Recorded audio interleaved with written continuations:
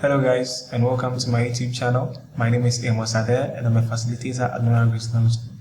In this tutorial, we'll be learning how to safely remove a USB drive from a computer, and the term for that is ejecting. Alright, so let's start. First of all, we will have to connect our USB drive to our computer. Okay. So the USB drive has been detected, and then it has been scanned by my antivirus. Okay.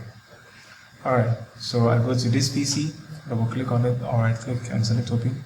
Same. Now I have my USB drive here. I can open it from here, access it, and then do whatever I need to do.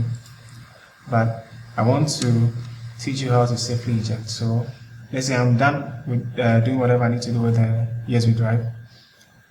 Sorry about that. So I right click and then I come to eject, and then my USB drive has been ejected from my computer. Alright, so I can take it out safely without any problem. So there you have it. That's how you can eject a USB drive from a computer.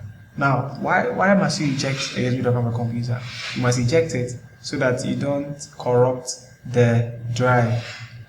You must eject it so that you don't corrupt the drive. When the drive is corrupted, it won't function anymore, or to malfunction.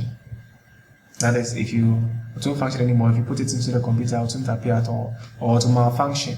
You can have it in the computer, you see it, but when you send any information onto it, and then you decide to transfer the information onto another computer, you take out your drive, put it in another computer, and then everything is gone. Nothing is showing. Is that okay? So safely eject your USB drive all the time. All the time. Thank you for watching this video. Once again, my name is Amos Addae, and I'm glad you've learned something new today. Alright. Have a nice day. Bye.